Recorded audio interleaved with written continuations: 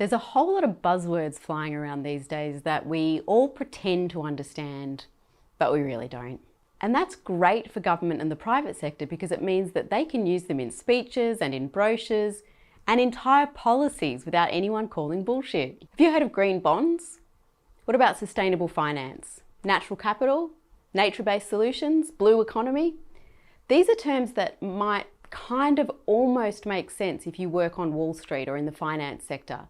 And that's because they're being used to describe the increasing financialisation of the environment and the climate. You might have noticed that when the government talks about meeting Australia's climate targets or restoring our collapsing ecosystems, the message overwhelmingly is that it is just way too expensive. Governments can't foot the bill alone. And that means the private sector needs to step in and help. And that's not a bad idea, except the idea is not that the private sector helps to foot the bill through taxes or regulation or paying for the damage it does. It's through markets. Markets for carbon offsets, biodiversity credits, green bonds, which will not only protect the environment, but it'll make you a tidy profit too. It's just no one can say how. But that's okay, because markets. Never mind that markets didn't stop the Franklin River from being dammed. The private sector didn't stop logging in the Daintree. Never mind that climate change is the biggest market failure the world has ever seen. You stop asking questions because the private sector is the answer now. Except it's actually not. The thing is that the entire premise is wrong.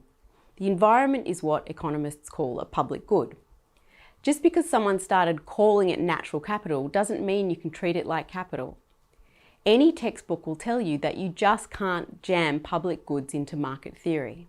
Time and time again, we've seen that trying to create markets for other public goods results in very little apart from shareholder profit.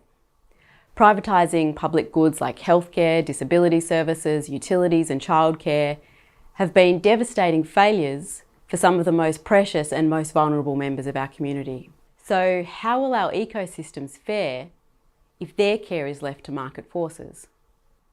Good climate policy doesn't need buzzwords, and it shouldn't leave you confused. Climate and biodiversity policy is as simple as stop doing the bad stuff, stop subsidising fossil fuels, stop approving new coal mines, stop logging native forests. The government tells us that it can't afford to protect and restore the environment while it is directly subsidising the fossil fuel industry. And then, without any trade-off, do good stuff, protect and restore ecosystems, and fund it.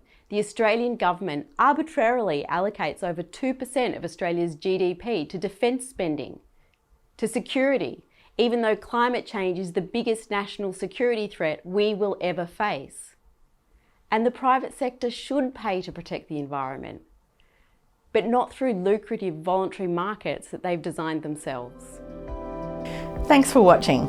If you enjoy our videos, make sure to subscribe and hit the bell button to get notified when we publish a new one. See you next time.